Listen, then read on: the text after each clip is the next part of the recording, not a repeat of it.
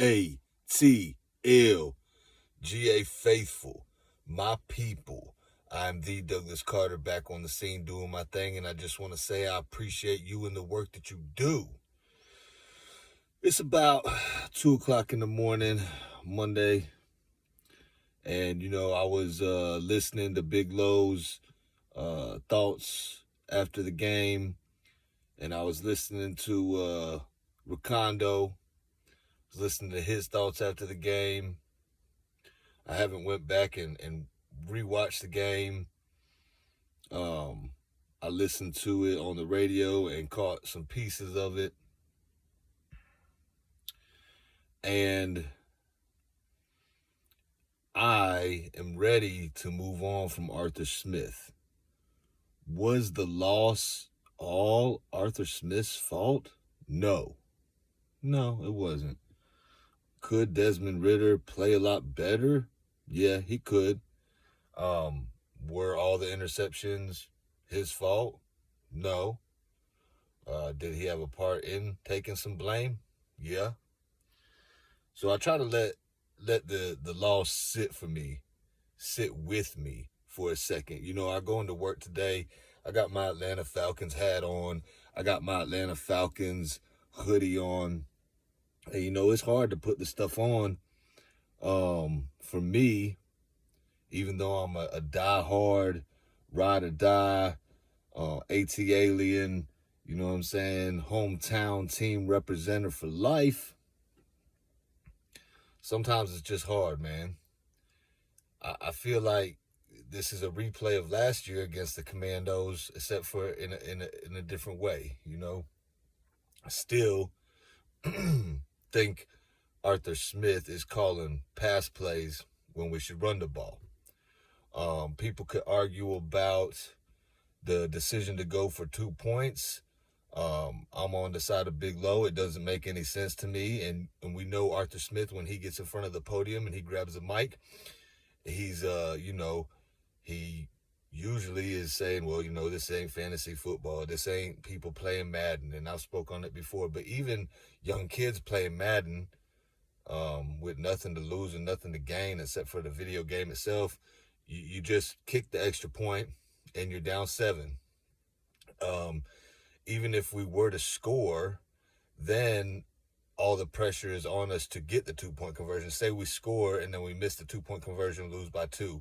I guess the thought is maybe you could get the ball at the very end, kick a field goal, win by 1. And there's so many different ways, if, ands, buts, you know what I'm saying? Shoulda, coulda, woulda, hypotheticals, whatever. I just, it didn't make sense to me.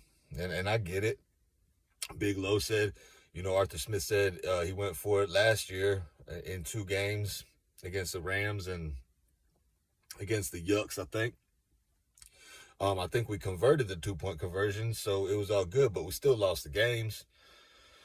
And, I heard Ricondo, he was talking, saying, it's a moot point. It really wouldn't have mattered. And I tend to disagree because momentum is a thing.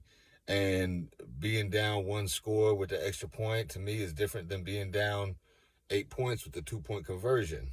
And, every little thing alters the next little thing. It's a thing called a domino effect. Everything plays its part. Who knows the way the game would have turned out, or we could have still lost. We might could have won, but we lost. So, yeah, I'm just... Ricondo, he said, some people were in his chat, saying they blame Arthur Smith, and Ricondo is like, I get it, you don't like Arthur Smith, and I'm thinking to myself, is it just because I don't like Arthur Smith? And I don't really know Arthur Smith, so I can't say I don't like him. What I can say is I don't like his style. I don't like his attitude. I try to pull for him because he's the head coach of my team. And the owner, which I think is a stand-up guy, Mr. Arthur Blank, he's patient. And I know he tries to get the best people in position to do the best job. And I know he weighs a lot of things before he make a decision. So I try to be like, okay, just be patient, exercise some grace, exercise these things that I believe in, give Arthur Smith a shot, give him a chance. But yeah, his attitude, it bothers me. It always has. I've been trying to be like, oh, he'll get it together, but to me, he keeps making the same mistakes. And I'm ready to move on, but I don't think the Falcons will.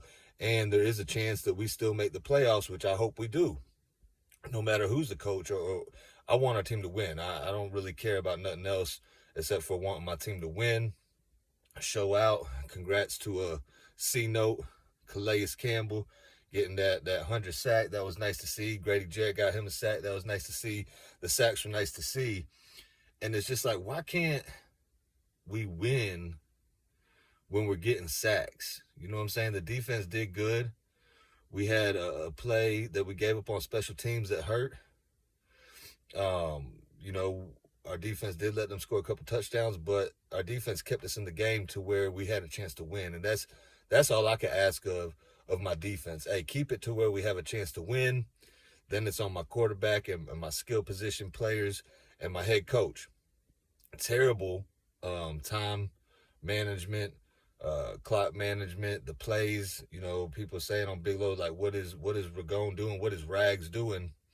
And, you know, I was hoping it might be a story from like rags to riches, but that's not the case. And I still don't understand what Rags is doing here, honestly. People can crack jokes about it, but on the real, like, what is he doing? What is his job? It's not like he's giving expert quarterback analysis to Desmond Ridder, because his career doesn't prove that. And I have nothing against Rags personally. He seems like a good man. And, you know, I have nothing but the best, you know, wishes for him and his life and his endeavors. Same with Coach Arthur Smith. Same with everybody. You know, do your own thing. I hope everything goes good for you. But if you're going to represent my team, like, what is you doing?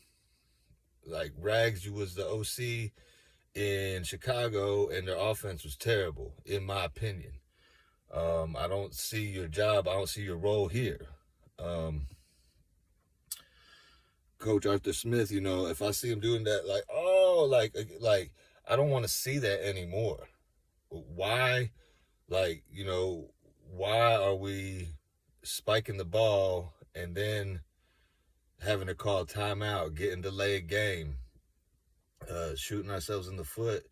And it's just like, we should have won the game. So, you know, Desmond Ridder, you can no longer say that, you know, you haven't lost at home, even though this is a team sport. It's not won by one player. We all know that. But I feel like everybody gets my points. If you don't, let me know. You know, drop a comment. Say, I don't understand what you're talking about, bro. You're not making any sense. And I will look over what you're saying, and I'll get back to you on that. We're 3-3. Everything's still in front of us. If we beat the Yucks in Tampa, we'll be in first place, I believe. Even if the Aints win, I think we'll be 2-0 in the division.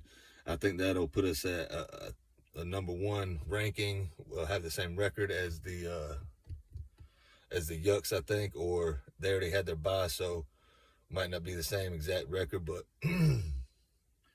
you know, I think we still be in first. So if we can take care of business in Tampa, which we haven't been that good on the road, and I will say Arthur Smith, like, his play calling, like, he called some plays that I liked against the Commandos. The one play he called, another little trick play, and Ridder just kind of threw it a little bit out of reach for, I believe it was Kadero Hodge. I heard that he missed Jefferson, which, by the way, you know, I didn't even realize Van Jefferson was Sean Jefferson's son, which was one of my favorite wide receivers for the Falcons. Very dependable. So maybe Van Jefferson can bring some of that to the A. I heard CP, you know, was out there a little bit, but we're still not using him for some reason. And that goes back to a point I made about trying to use Bijan too much. You do got to get him the ball, but you got to find a good balance, man. You got to find a good balance between him, Algier, and CP. You got to use them all. And then you got Pitts and London and Hollins and Jefferson and Scotty Miller and Hodge. And, I mean, you got Michael Pruitt. You got people who can make plays, you know, all over the field. And that's the thing that's the most frustrating. I think we got the most talent that we've had in a long time. And I believe our coach is wasting it and not knowing what to do with it. And this is his 3rd year, and I think he should have it together by now. Everybody could say, you know, FedEx son, you know what I'm saying? He might not be hungry, you know what I'm saying? And it goes to show, you know, everybody knows in life, it's not so much what you know, it's who you know. And that's a lot of the time why you're granted positions that you're granted. But man, you got to do your job. You got to do it good, or you got to get gone. Unfortunately, I think Arthur Blank is going to keep Arthur Smith. Regardless, going to let him hang around, especially if our record is, you know, teetering on being contenders, which it will be because our players are that good. And like I'm saying, if we make the playoffs, it'll be because of our players, and it'll be in spite of our head coach. I like what the defense is doing. I want to keep all the defensive coaches, but it's very frustrating. It's one of the most frustrating things in the world to me is being an Atlanta Falcons fan. But I love my squad, and I'm going to ride with them, and I'm going to hope Arthur Smith gets it together. I'm going to keep the faith in my team. I think Desmond Ridder, you know, is going to get it together. But it all goes, you know, you got to take everything with a grain of salt. You got to take everything in perspective. You know, people saying Desmond didn't have time to read the defense because the plays coming in too late. I think Matty Ice, Matt Ryan spoke on that when he called the game. And it's true. I mean, if you hiking the ball with 1 second just to try to get the hike off before a delayed game, you ain't going to have a chance to read the defense. You ain't really going to know what you want to do. You can't make the defense declare what they're going to do. And, you know, then you're just banking on pure skill and a little bit of luck. So it is what it is. We let another game that we should have won, let it slide through the cracks, you know what I'm saying, and take an L. I don't like taking L's. I don't like the way they taste. Coaching staff on the offensive side, get it together. You know what I'm saying? Our players is making plays. Got to do better. Go down to Tampa, get a W, and then hopefully the next week we don't revert and take another L. And I had a feeling that was going to happen because we had a good game. Even though we beat the Texans, it really was our defense. Our offense didn't do anything outstanding. Yes, Desmond Ridder had a good game, but it wasn't outstanding. It wasn't outstanding. Our defense kept us in the game, and we barely won the game, okay? I know C.J. Stroud has been doing good, and I know the Texans got some skilled players like every team in the NFL, but we should have won that game more than what we did. And it's because of our offense, and it's because of our head coach's decision-making. You know, sometimes he does stuff and it works out, and I'm all for being aggressive. I'm cool with going for it on 4th and 3, 4th and 2, 4th and 1. Just pick it up. Don't do the same play that you've been doing.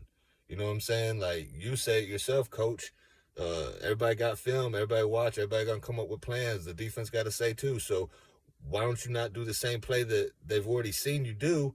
Because it probably has hints. It probably has, you know, tails all over the place. The defense is like, okay, we seen this. Let's go right here. Boom, let's stack it up. Bam.